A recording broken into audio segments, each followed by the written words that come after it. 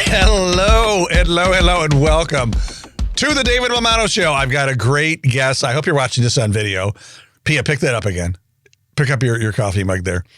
That is not for me, but I like it. You got to watch the video to see what's on this coffee mug here. It's a special finger. So I'm going to dig right into it. Pia Silva, great friend, great marketer, just multi-talented in so many ways. Great brand of her own brand, other people's brands, other companies' brands, and so many great things. Pia Silva, welcome to the David Mammano Show. Thank you so much, David. Right back at you. I appreciate that. So we met. This is the second time you've been on one of my podcasts, but I want to reacquaint everybody with you. So Pia she's really cool. She's really fun and friendly, really talented, yet humble about it. Met you, I believe, in 2017-18 at the conference in New York City that Ramon Ray puts on, and Ramon is loved by everybody. And so I was speaking there. It was so much fun. I did a segment with the great Carl Gold, and actually Seth Godin was the keynote at that conference. So I could say I shared a stage with Seth, but Seth would be like, who the hell's Dave Mammano? But, it sounds good, right? So, but you were there. You had a big name tag on that said Pia. I used to have an Aunt Pia. I went and introduced myself. The rest is history. And we've remained friends. And you've done some great things. And wait, one of them... sorry.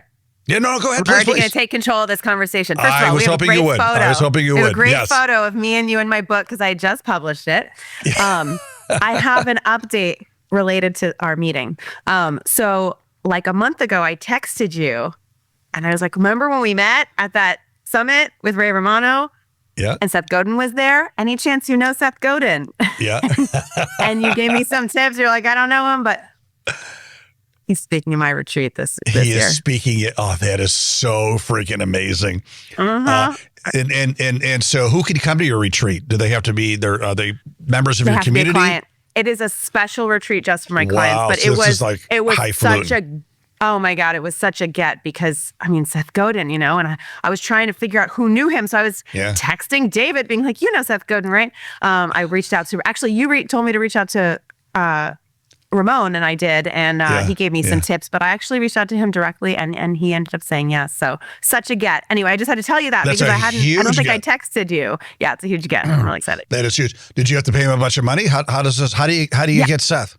Yeah. Well, I pleaded with him because we are for small businesses, and he let me know, as I already knew, that his speaking fee is in the multiple six figures. But he also said, but you're not a corporate person. So if you give a generous donation to one of his organizations that he supports, they build homes up where he lives in Hudson.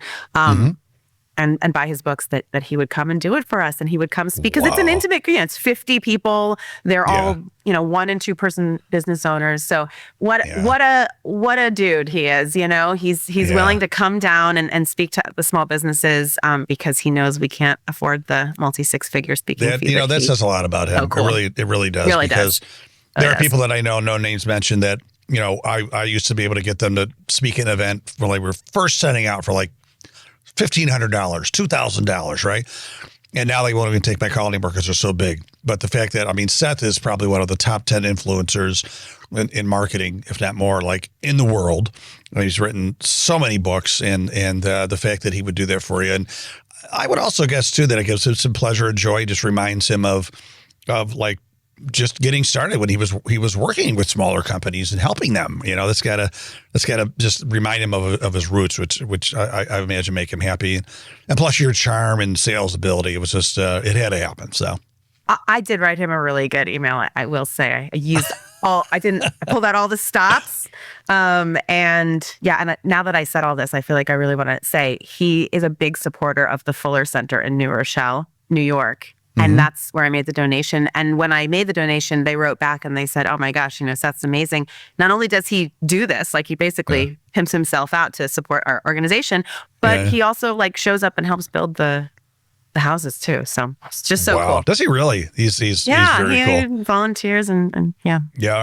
Well, and then one more quick story about Seth Godin. Years ago when I made the Inc. 5000 with one of my companies. I went to the conference and I'm working out in the morning and I'm on the treadmill and I look over and I'm like, I think that's Seth Godin next to me. And I just, you know me, I'm like, are you Seth Godin? And he was like, yeah, how you doing? And he was really friendly. We talked for a while. And, I'm from Rochester, New York, as you know, which our next door neighbor is Buffalo. And if I remember correctly, he's actually from Buffalo originally. So we talked about that for a while. And so super nice guy. So good lesson, remain humble no matter how big you get, right? So very cool. Absolutely. So believe it or not, this interview is not about Seth Godin. It is about you, Pia Silva, the conversation. The great Pia Silva. And so you held your book up. Hold it up again. And that came out 2018. Yeah, 17, I love the cover. 2017. 17. Okay. Yeah. And so tell us about the book. Impatient Entrepreneur's Guide to Turning Expertise into Profit. It's all about how to. But the title is Badass Your Brand. Badass Your Brand. How to badass your brand. I'm sorry, not everyone's watching this. When you want to sell at high profits, you got to stand out. When you're a small business and you're selling expertise, all the different strategies to make more money in less time without necessarily building a whole big business. And a lot of it has to do with being a badass. Yeah. And so you really become an expert at helping companies create their brand, create their website, et cetera, in like a massively shortened period of time. How do you do that? I do. So our process is in our branding agency, Worst of All Design, is we have a 2-step process. Step 1 is you hire us to do a brand shrink. It's about a 2-hour interview. We get to know everything about the business. And then at the end, I write up basically a strategy brief outlining your biggest badass opportunities for your business, how you're going to get from where you are now to where you want to go.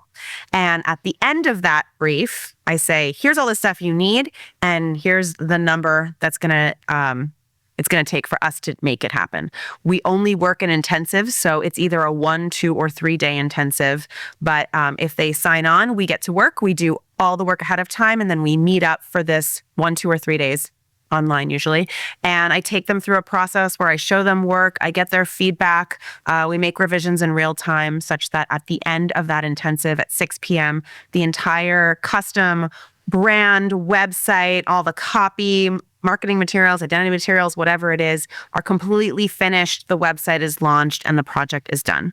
And for that, we charge these days $35,000 to $60,000. And it's really effective.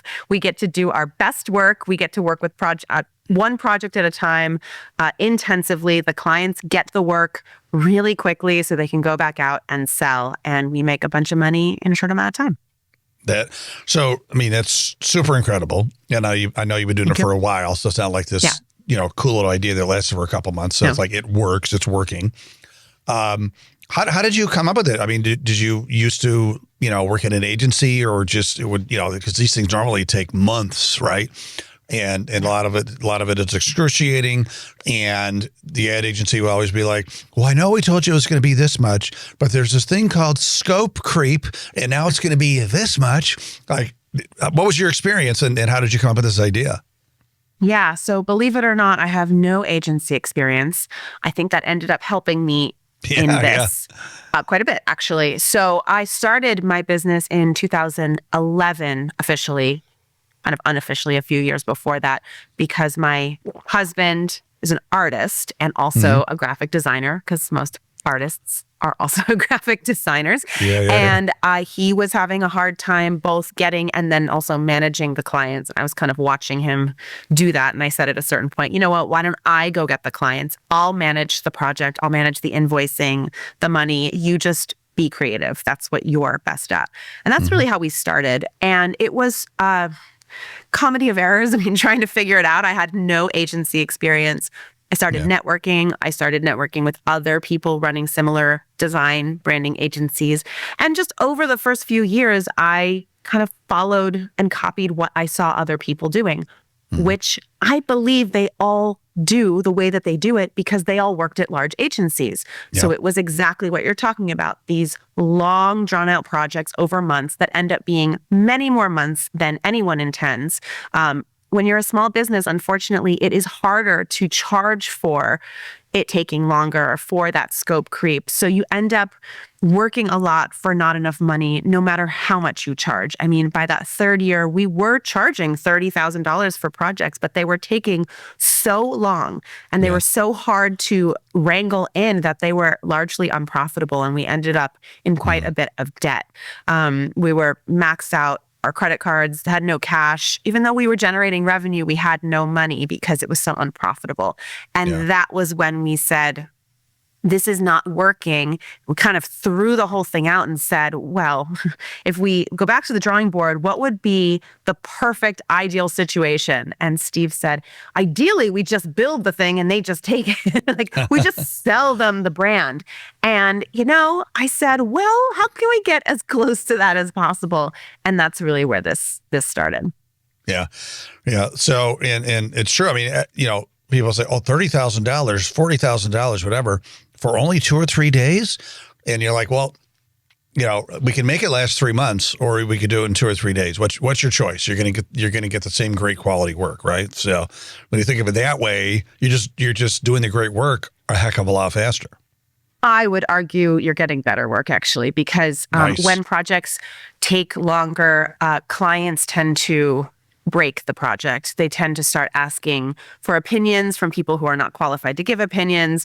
They start to backtrack, second guess. And then we start watering the creative work down. And by that time, the creatives who are running the projects are usually like, look, whatever I need to do to just finish this, because we're already months over our timeline and I just want to get paid. So we bundle up all that enthusiasm that the creative team has and the clients have, and we use it to make the best project possible. And remember, we're not starting with a blank piece of paper on day one of this intensive. We do the project ahead of time. So we're able to completely immerse ourselves in this brand. We only work on one client at a time. It gets our full attention. We do our best work. And the reason people pay us more for this is because they're paying us to tell them what this should be. They're not paying us to, by the hour to try to figure out what they're imagining in their heads. It costs more money to be told what it should look like than to hire a freelancer to try to make what you're imagining. Yeah. Yeah. No, I was like chuckling inside loudly when you said that, the longer it takes, the more cooks in the kitchen show up to give their advice. Right. And I have been there. I've seen, my son, who is a millennial, he thinks that the logo should have this on it. Like, oh, really? Well, have your freaking son do it then, right? I mean, so you just come in there, surgical precision, get it done, and then move on. I love that. I love that very much. So not everybody, small businesses can afford $30,000, $40,000, $50,000, $60,000.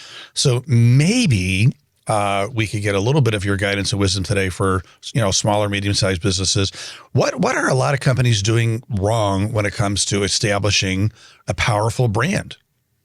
Yeah. Well, I'll just say now we charge $35,000 to $60,000 for this. Back in 2014, when we first started this, our one day was $3,000 and our 2 day was $5,000. So we obviously worked up to these prices. Supply and demand. I like it. and as we got better at our process, we became more skilled. We became more expert. All of these things, factor into the fact that the price is so much higher. Sure. The thing that small businesses, mistakes, so many mistakes. Mistakes are probably trying to build a brand before you've sold anything. I think a lot of people try to do that, especially when it comes to selling services, which is where my expertise lies, selling expertise. Your brand has to be rooted in who you are and why people are buying it. And I just think it's a kind of a waste of time to build a brand hypothetically on what you think it's going to be. Go sell it to somebody, work with a few clients. Let's get some real world experience here. I don't work with people who haven't actually sold their services to other people yet. I actually, when people want to hire us and they say, oh, I just want to do this right, I say the way to do this right is to go work with a few people first so that when I interview you about your business, you have real stories to tell me, and you can really tell me, I love working with these clients. Here's how I was able to deliver value. Here's why they liked working with me. That's what you should build your brand on. Yeah. Yeah.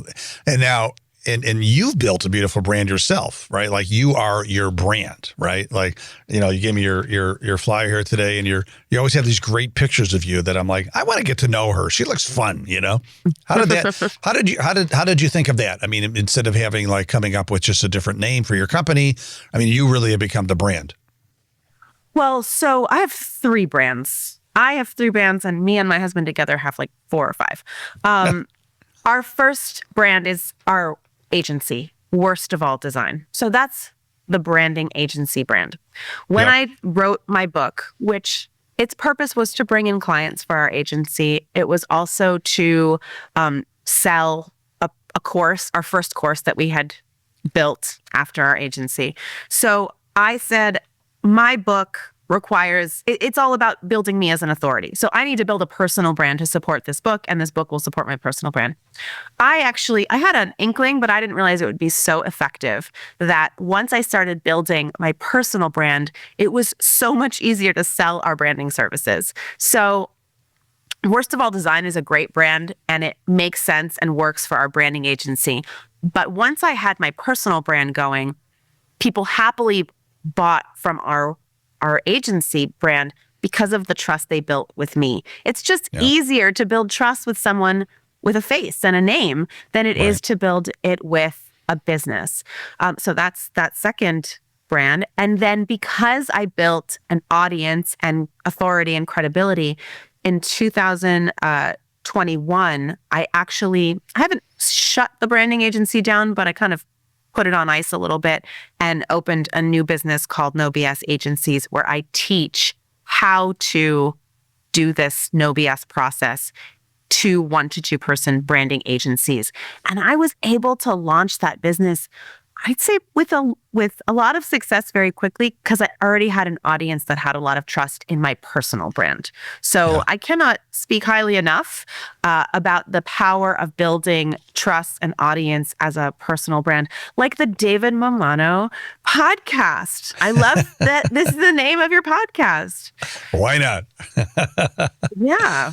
Yeah. Well, and I think too, I'm not an expert in branding, but I have to think that the big company brand's going away, and people want to do business with people. Like, we want to know who we're doing business with. You see all these lawyers on TV, and it's not like, this big law firm that, you don't know the people behind it. A lot of time it's like there's a face with the law firm, and like, I guess I want that guy to handle my car accident. I feel like I like him, and I think the same goes with you. Like, I want to have the best brand. And from what I hear, I see this Pia online. She's got great advice, and her own brand's great. So I want to trust her with mine. And so I feel like that's where branding's going for businesses, is that, well, you look at insurance, right? Like, insurance is maybe the most boring business in the world. We all need it, but insurance is like so non-sexy, right?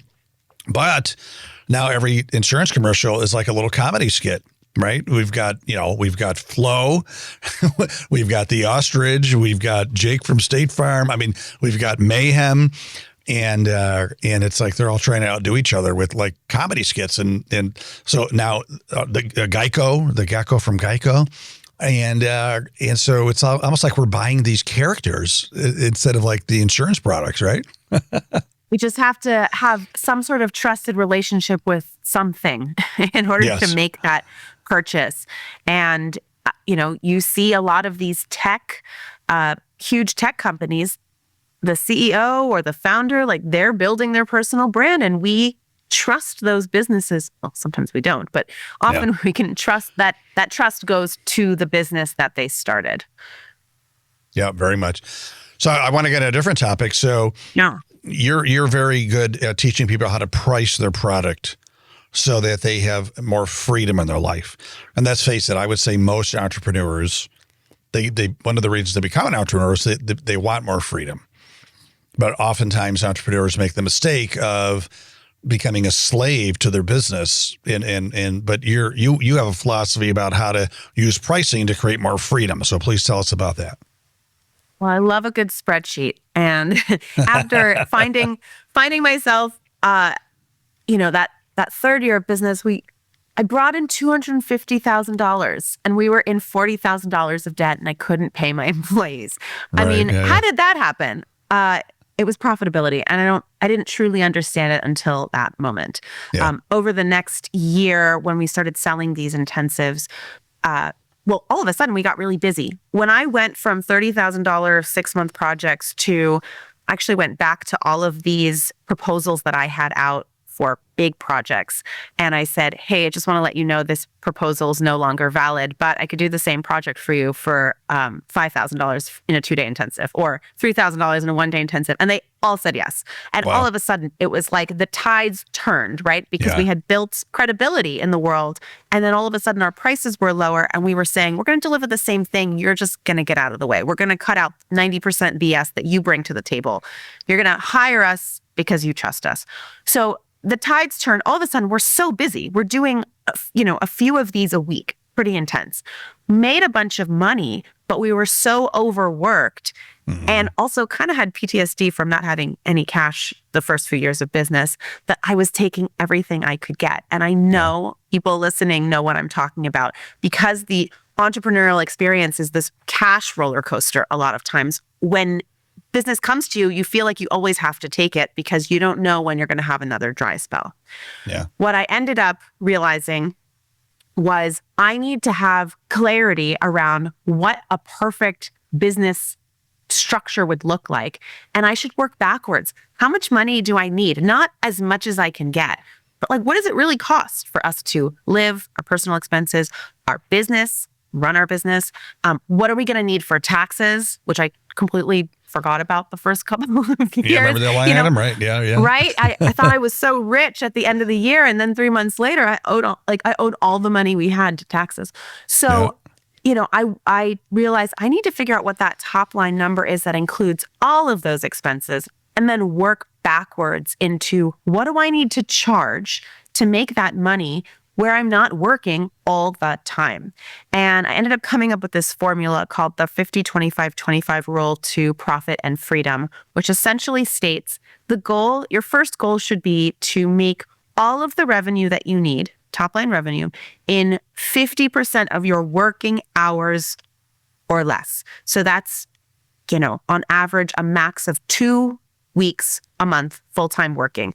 And that will give you the space in the other 50% of the time, those other 2 weeks a month, if you do it on a monthly basis, to work on your business, do your marketing, keep your pipeline filled, build your authority so that your services are more and more valuable over time so you can continue to raise your prices, work on your systems and your processes so that it takes less and less time for you to deliver those services. So your prices are going up and your time to deliver are going down. That's how you create profitability. You can't do that if you don't have time to work on it. So I say 50-25-25 because 50% or less of your time with clients who are paying. And then the other 50%, I kind of think of it like half of that needs to be for biz dev at least. And then the other half is your freedom time. You can also invest that into your business or you can use it to live your life, which we should all be planning for since that's why we've started businesses in the first place.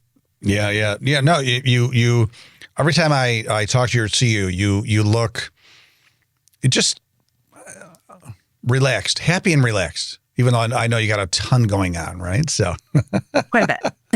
I know you have a child, which is 2 or 3 now.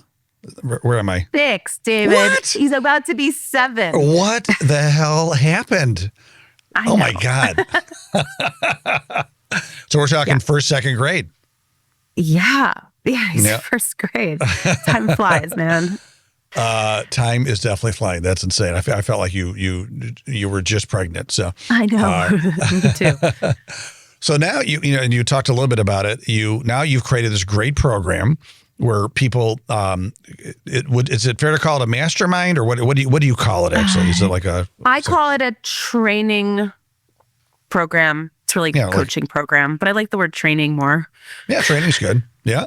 So people join your training program, and and it's for a year, correct? Yeah, minimum. I mean, I have a lot of people in there who have been in with me for 2, 3, some 4 years, the entire time I've had it. Oh, that's incredible. Yep. And we have some mutual friends. I know Tony King went through the program. We talked about Kelly McDonald, and then Leslie Silverman, who I went to college with. I'm like, all these people I'm connecting with. They're like, how do you know Pia Silva? You know everyone. Well, you're not doing so bad either, which is kind of funny. So, but they love. I mean, it's been accolades. So I think you what do they say? Under promise, over delivered, and people all my friends are really. No one said a bad thing about the program, and usually they'd be like, "Oh, it's great," but there's been no but. Everybody loves what you're doing. So thank you. So tell us about the program. How do you help? And these people, are they small businesses, small agencies type of thing that just want to learn more about how to do what you've done? Yeah, so I say it's for 1 to 2 person branding agencies. I mean, talk about a niche within a niche within a niche. Yeah. They're small agencies. Branding is a core service that they offer. That means that they are offering some of or all of the following, brand strategy, brand messaging, brand design, website design and build, social media marketing, less in the ongoing marketing, because the whole thing that I teach is this intensives model. So anything that's project-based and I say branding as a core piece of it because the strategic thinking is where all the money comes from. If you're not giving strategy, then you're not able to just increase your prices forever. But when you're solving problems with strategy, then all of a sudden, I don't think there's nearly as the cap on the price that you can charge is very high. I mean, I have a student who just charged $100,000 for a project, for an intensive project. So you can make quite a bit when there's a strategic element to it. And most of the people that come into our program, they don't know that they're doing strategy. So it's not that they know how to do strategy. I teach them how to do strategy. But if you're thoughtful about your branding, design, marketing, then you are doing strategy. You just don't know necessarily how to sell it and how to explain it and show your work.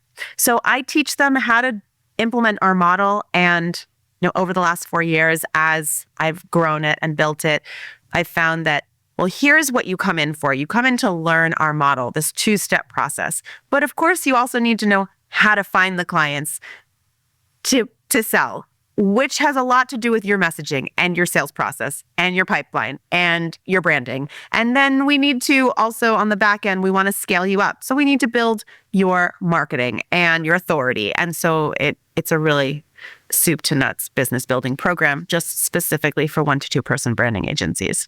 Yeah. Well, congratulations on all the success. Rave reviews. Thank you. Now, a lot of people listen to the David Mammano show. Are not 1 to 2 person branding agencies, but they're just regular businesses. And I think that they have a lot to learn from your example of charging more and to create more freedom, right? And to get into your 50, 25, 25. And what would, so I would say, God, most people have some type of block for asking for these big price tags, right? So tell me, how do people get the confidence to go for it and ask for it instead of like, well, $5,000, and now you're saying, well, actually it's 60 now. So how did you get that confidence? How can people get that? Yeah, I got you. Well, first of all, yes, I narrowed down to 1 to 2 person branding agencies, but I only did that because so many people read my book, which is for all service providers and experts that were agencies, and kept asking me to teach them this process. So it actually came organically out of my book. But my book is for all experts, and everything I teach inside my program applies to people selling their services and expertise specifically. So how do we do this? Well, 2 things. It doesn't happen overnight. I would never suggest that somebody double their prices even from one client to the next, because what happens when you double your price or you put your price up high and you say it to somebody and they say that's too much, you immediately, all your confidence is gone. You start second guessing yourself. Right. It's not worth that. Or maybe I should lower it again. Nothing feels worse than having to lower your prices. So instead, I like this process of building pricing confidence in the real world. I sell something for $3,000. I did. I sold the one day for $3,000. I sold it more times than I should have before I realized I should raise the prices. Mm-hmm. I sold it so many times that by the time I realized I should raise the price on this and I raised it to $3,500, the next person was like, yeah, no problem. And I was like, oh, I want to raise it to $4,000. Next person, yeah, no problem. And so I developed this process that I've now really coached a lot of people on, which is sell, raise, and do it incrementally. And don't be scared to raise your price all the time. I mean, there was a while there where I was just raising it $1,000 every month because I would sell it a couple of times. Okay, well, it's not really a big difference between 6,000 and 7,000. Let's be honest. Someone wants to hire you. They're not going to go, I would at 6, but I won't at 7. And so we use that to build our own pricing confidence. And, at a certain point, you may sell, raise, and then sell, raise, and then not sell. Okay, maybe this is the threshold for me right now. Right. Maybe I need to do a little bit more to build more demand. Maybe I need to do a little refresh on what I'm putting out there and how I'm presenting myself, right? So, but I'll then continue to sell, raise as I do that. As soon as I published my book, I added $5,000 to my price. Like I remember doing it on the fly. I was like, wait a second, I just published a book. This is now I'm a badass. 25. I charge $5,000 more now. Yeah. You know what? I have a book now, so it's 30, not 25. I mean, but again, I feel like 30 and 25 are not that far off. Right. And so that's, I think, how you build your price up, and you do it with an internal confidence that you have real world experience. It's validating your prices. So we know people will pay you $25,000 because they've done it quite a few times. So they'll pay $27,50. Plus, you probably have more of a genuine, attitude about it as well. Like, you can get it. You're bringing the value, and as that comes across, right? So. Exactly. And then on the flip side, I think sometimes people come out of corporate, for example, and they're used to seeing really big numbers. And then they go out on their own and they think, well, I should be able to charge that because I watched clients pay this big company that, and I was the one doing the work. And then a couple of people say no, and then they have no idea what to charge. And I tell them, just because what you're doing inherently has a high value doesn't mean you can command that price yet, because you haven't validated the whole experience, because they're not just paying for the work you're doing. They're paying for the experience from the moment they have that first call with you through the sales process, even the ease with which you send invoices and contracts and how well you lead them and how confident you are in every step of that way. All of that is what costs more and more money. So just because the work you're doing is valuable doesn't mean the whole thing you're selling has that value yet. I love it. I'm a salesman at heart, and number one rule of sales, like, get as much money as you can, right? I mean, also, part two of that is deliver the value. But when you were telling that story of just sell, raise, and there's just so many kind of aspects to that go back to not only the value you're offering, but what's happening in your own brain, right? About just being worthy.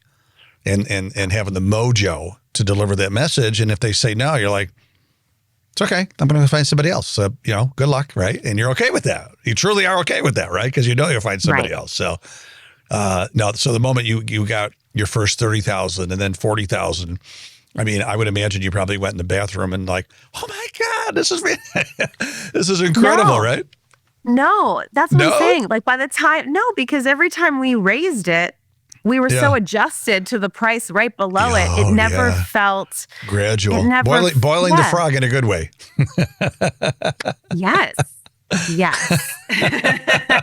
I'm going to write an article that says that. I'll credit boiling you. the frog in a good way. Yes. Yes. I love that. God, I love it. I feel like, your next book could also just be like Charge More, Work Less by Pia, right? I mean, it's, you know what I found too in my years? That the lower paying clients are more of a pain in the ass than the bigger paying clients. Have you found that to be true? Yes, absolutely. Someone pays $5,000 and they're like, what about this? What about that? What about that? Oh, I want to change this. Or if someone's paying 30, 40, 50 grand, they're probably like, you know what? She must be the expert if she can charge that much. So let her do her work, right? So and also when you're paying lower amounts of money, that money is so much more meaningful to you. So you might be more kind of skittish about it and more fearful about having made a mistake. And when you're used to spending more money, you're kind of, off the top of my head, I can think of 3 $15,000 mistakes I made in the last couple of years, but I'm used to spending that kind of money on my business, and they don't always work out. And I'm kind of okay with that because I know it all adds up for me. Well, it was a stepping stone, right? You had to make that mistake, quote unquote mistake, to get to the next stepping stone of success. So it's all an investment. And there's always something to learn. There's always something. Some of my biggest mistakes taught me my most valuable lessons and saved me a lot of money in the future. So I never think of them as actual mistakes. Yeah. Pia, you're so awesome. Hold up your book again. I want people to buy your book. It's super, super fantastic. I have it on my bookshelf. Badass Your Brand. We buy it on Amazon, I would imagine, like everything else these days, right? So you can, but I brought you a gift if you'd like it. I love gifts. Please, please. Yeah? Okay. Yes. Well, if you want to read my book, again, this is not for branding agencies. It's for anybody selling who want to sell really high ticket services. I actually put a very secret free audio version of my book online for your listeners. Wow. Yep. You can go to nobsagencies.com/David. Get out. I got my own code. Yes. I got my own /. You are the best. You know what? I'm feeling extra special. Thank you so much. That is awesome. Yeah. So I'm gonna when I send this out to everybody, my email list too, I'll definitely market that. But thank you so much. I really appreciate that. And then and then if they want to, I'm still old school. If they want to hold the book in their hands, they can buy it as well. Yep. You can go to Amazon. You can get it on Audible if you want, it in your Audible app. But you can also just take as my gift to your listeners. You know how I feel even extra special is I actually have a signed copy. So thank you very much. Thank you. You do have a signed copy. Am I the coolest or what? You are the coolest. Pia, people want to reach out to you and get to know you, do business with you. Tell us the best ways. Come find me on Instagram, Pia Loves Your Biz, B-I-Z. I hang out on Instagram and LinkedIn. Totally come find me on LinkedIn, Pia Silva, and grab my book. You'll get to know me really well if you listen to my book because it's a lot of business advice with a smattering of personal stories throughout. And some sass, a little bit of sass too. And a lot of sass, obviously. A lot of sass. I love it. Well, Pia, thank you so much. I appreciate you, our friendship, and everything that you're putting in the world. You're a great, great, great human, and thank you for doing what you're doing. I appreciate you so much, David. Thanks for having me. Absolutely. Thanks for your time. I also want to thank everybody watching, listening to the new David Mammano Show. Truly appreciate you. I wish you all continued massive success. Go to my website, please, davidmammano.com. You can learn more about what I do. I could be a speaker for your event. I could be a speaker for your company retreat, etc. Or at the very least, you can sign up for my free newsletter, davidmammano.com. Thank you so much, everybody. Have a great day. Make sure to stay awesome.